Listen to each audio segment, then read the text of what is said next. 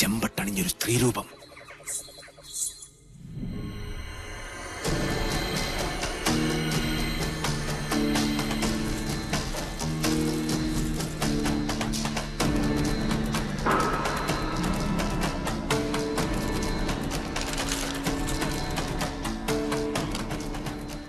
കാര്യമറിയുന്ന കവടികൾ എന്താണാവോ പറയുന്നേ? മരിച്ച കുഞ്ഞുണ്ണി ജീവിച്ചിരുന്ന കുഞ്ഞുണ്ണിയേക്കാൾ അപകടകാരിയാണ്. ചതിച്ചോ എന്റെ ദേവി? കുഞ്ഞുണ്ണി നെല്ലൂർ മനയിലുണ്ട്. ഇത് തന്നെയാ ഞാൻ പറഞ്ഞത്. നെല്ലൂർ മന പൊളിച്ചു കളയുക. ഭൂമിക്ക് മുകളിൽ ഇനി ആ നരകം വേണ്ടെന്നേ. ഭൂമി മാത്രമായിട്ട് വാങ്ങാൻ ആളുകളുണ്ട്. ഇയാളാണോ ഭൂമി വാങ്ങാൻ വന്ന വ്യാപാരി? ആ അതെ അച്ഛാ. ഇതാ രാജീവൻ, പാതയ്ക്കരയില്ലത്തെയാ. ഇപ്പൊ ഇതാ ബിസിനസ്. നമ്മുടെ ഗൗരിക്ക് കൊള്ളാം. ഗജകേസരി യോഗമുണ്ട്. നമ്മുടെ ഗൗരിക്ക് ചേരും. അച്ഛാ, ഈ നെല്ലൂർ മന നിൽക്കുന്ന സ്ഥലം മാത്രം മതി രാജീവന്. മന വേണ്ട. കരിമരുന്ന് കൊണ്ട് വീട് പൊളിക്കണ ഒരു പാർട്ടി ഉണ്ട് കവളപ്പാറയില്. വിളിക്കണോ? സാവിത്രി വെള്ളിവാളിൽ ആവാഹിച്ച് ഇവിടുത്തെ മച്ചിൽ കുടിയിരുത്തണം. എന്നിട്ട് മതി കമ്പക്കെട്ട്. മനസ്സിലായോ? ശരി അച്ഛാ. അയമോദന കാമധുഹോസ്തു അനന്ത അക്ഷീയമാണ സുരഭി സർവകാമീ സത്വോപതിഷ്ഠതു അജര നിത്യപൂത സുധാം ദുഹാന അമൃതാഗ്നസ്തർപ്പയന്തു കുഞ്ഞുണ്ണി ശർമ്മണ ഉപതിഷ്ഠതു. ഇല്ല, കർമ്മ നോക്കണില്ല. കുഞ്ഞിനെ സ്വീകരിക്കുന്നില്ല. കണ്ടില്ലേ പവിത്രം അഴിഞ്ഞു വീണത്? പൂണൂല് വലത്തോട്ടിടാനും മറന്നിരിക്കണോ? ഒക്കെ കാണുന്നത് ദുർനിമിത്തങ്ങളാണ്. ഈശ്വര കാത്തോണേ.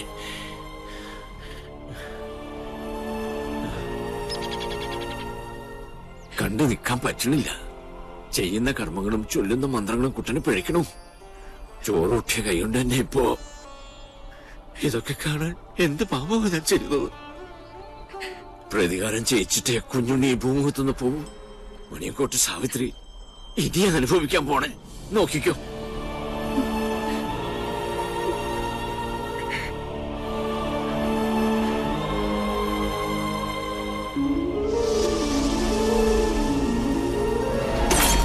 ഒരു പട്ടാഴി മാധവൻ. കേട്ടോളെ, നീ പഠിച്ചോ പഠിപ്പിച്ചൊക്കെ ഇന്നത്തോടെ മതി. എന്നെ ഒന്ന് വിട്, ഞാൻ വരുന്നില്ല. എനിക്ക് കല്യാണം വേണ്ട. ഞങ്ങൾ അറിയാതെ എന്ന് മുതലാ നിനക്ക് ഈ മാധവൻ ഉണ്ടായത്?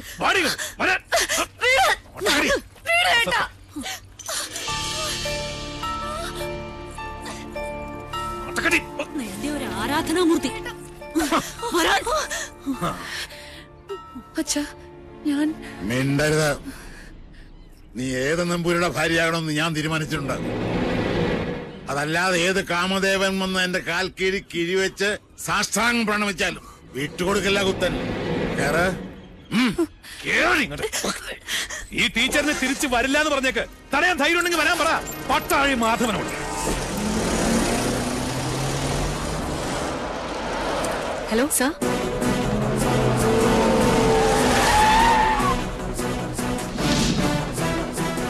ഇയാളാണോ മാധവൻ? അല്ലച്ചാ, ഇത് കുഞ്ഞുണ്ണിയാ. ഇത് ടീച്ചർ സൂക്ഷിച്ചു വെച്ചിരുന്നല്ലേ? പട്ടാഴിയിലേക്ക് വരാൻ ഇനിയും ടീച്ചർക്ക് മനസ്സുണ്ടെങ്കിൽ ഇപ്പൊ ഇതിനകത്ത് ഇറങ്ങണം.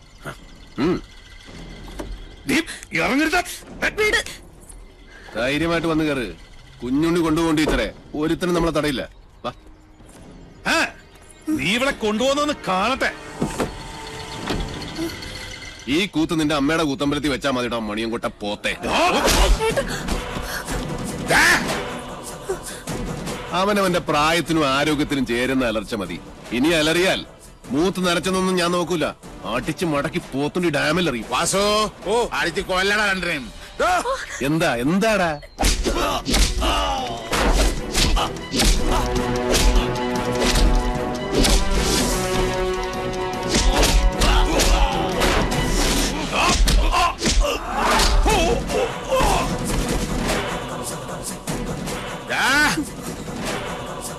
ജനിപ്പിച്ച തന്തയെ മോള് തള്ളി പറയണമെങ്കിൽ ഒന്നുകിൽ അച്ഛൻ അച്ഛനല്ലാതാവണം, അല്ലെങ്കിൽ മോൾ അത്രയ്ക്ക് ദുഷ്ടയാവണം. ഇതിലേതാണെന്നുള്ളത് തെക്കോട്ട് തലവെക്കുന്നതിന് മുമ്പ് കാരണവർ ആലോചിച്ച് തീരുമാനിക്കും. രുദ്രാക്ഷം കഴുത്തിലല്ല, മനസ്സിലാണ് വേണ്ടത്. കേട്ടോ മോണിയംകൂട്ടി രാവണം. ഒന്നുകിൽ ഇത് ഇവിടെ വെച്ച് അവസാനിപ്പിക്കണം, അല്ലെങ്കിൽ നമുക്ക് ഇവിടെ നിന്ന് തുടങ്ങാം. രണ്ടായാലും എനിക്ക് വിരോധമില്ല.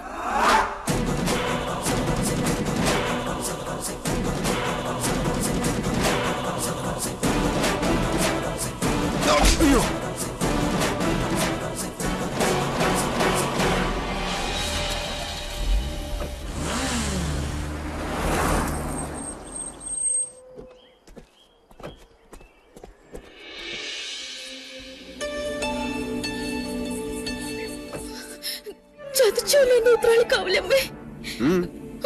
അതാരാ കുഞ്ഞുണ്ണിയുടെ കൂടെ? ഓ മനസ്സിലാവണില്ല. അതാണ് ആത്തേമ്മ. ചെന്ന് വേഗം പെർഫോമൻസ് തുടങ്ങിക്കോ. ആരാണാവോ? അമ്മേ, ഹായ്, എന്താ അത്? കുട്ടി ഏതാ? അമ്മേനെ ശപിക്കരുത്. പാർവതി, ഈ കുട്ടി ഏതാ? എനിക്കറിയില്ല, ഞാൻ കണ്ടിട്ടുമില്ല. ഈ കാണാലോ, അമ്മയ്ക്കും ചിറ്റശിക്കും ഇനി കണ്ണ് നിറയെ കാണാം.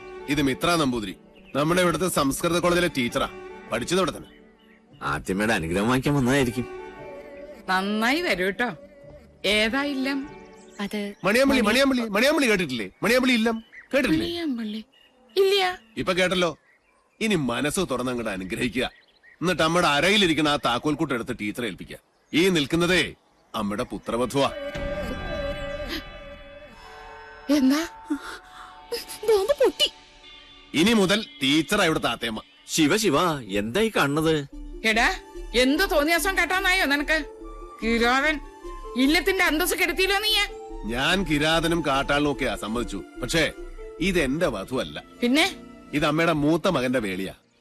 പ്രൊഫസർ പട്ടാഴി മാധവൻ നമ്പൂതിരിയുടെ സഹധർമ്മിണി. എന്താ ആർക്കൊന്നും മനസ്സിലായില്ലേ? ശിവ ശിവ ചോദിച്ചു നോക്കൂ. ഇവൻ പറയണതൊക്കെ നേരാ? അതെ. മാധവ, മാധവ കേശവ. വൈകിപ്പോയി. ഇനി വിചാരണ വിളിച്ചോദ്യമൊന്നും വേണ്ട. വേണം. അവന്റെ മനസ്സറിയണോ എനിക്ക്? അറിഞ്ഞു. ദുരഭിമാനം വാതുറക്കില്ല, പക്ഷെ വാത്സല്യം മനസ്സ് തുറക്കും. കുഞ്ഞുണ്ണിക്ക് അത് കേൾക്കാം. അതേ കുഞ്ഞുണ്ണി കേൾക്കൂ. ഈശ്വര, പാർവതി എന്താ കിടക്കണം? അയ്യോ, അയ്യോ, ആത്തേമ്മ. ഉത്തരം മുട്ടുമ്പോ അമ്മയ്ക്ക് സ്ഥിരമായിട്ടുണ്ടാകുന്ന ഒരു ബോധക്ഷയാ. അതിന് മരുന്നില്ല. ടീച്ചർ മുകളിലേക്ക് വെക്കുള്ളൂ. പാണിഗ്രഹണ മന്ത്രം ചൊല്ലി ഒരാൾ മാളികപ്പുറത്ത് കാത്തിരിപ്പുണ്ട്. കുറച്ച് ദിവസമായി. പിന്നെ ഈ സ്നേഹം എന്ന് പറയുന്നത് ഒരു അനുഭൂതിയാ, തരുന്നയാൾക്കും കിട്ടുന്നയാൾക്കും. അല്ലാതെ മനസ്സിന്റെ ഉള്ളറകളിൽ ബീജാക്ഷര മന്ത്രം പോലെ രഹസ്യമായിട്ട് സൂക്ഷിക്കാനുള്ളതല്ല. അനുജന്റെ ഉപദേശം ഞാനിക്കിഷ്ടാവില്ല. അതുകൊണ്ട് ടീച്ചറുടെ തലയുടെ മന്ത്രത്തിൽ ഇതോടെ ചേർത്തൊന്ന് ഓതി കൊടുത്തു നോക്ക്. ചിലപ്പോ ഗുണമുണ്ടാവും.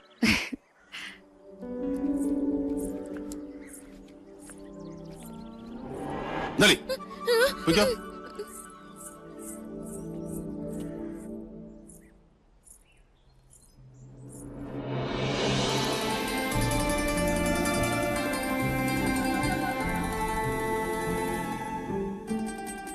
കണ്ടുവല്ലേ, അഗ്നിയാകാനും ഹിമമാകാനും നിമിഷാർത്ഥം പോലും വേണ്ടാത്ത എന്റെ ഉണ്ണിയെ.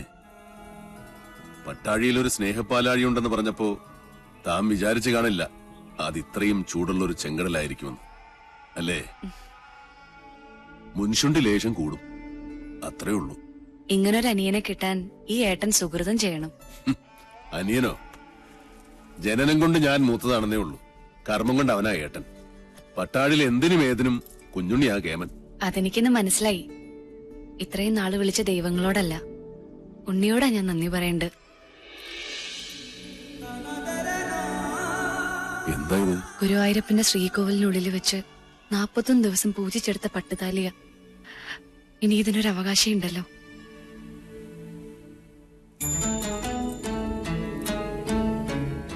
എന്താ ഇയാൾ ഉദ്ദേശിക്കണേ? എന്റെ കഴുത്തിൽ ഈ ചരട് കെട്ടിത്തരണം. ഇപ്പോ ഈ നിമിഷം. കൊള്ളാം. കൊട്ടും കുരവയും അഗ്നിസാക്ഷിയുമില്ലാതൊരു വേളി നടക്കട്ടെ. അതാവും യോഗം. എന്നാലും 1000 കർഗഹോമങ്ങളുടെ ബലമുണ്ട് എന്റെ ഉണ്ണിയുടെ ആശീർവാദത്തിന്. അത് മതി എനിക്ക്.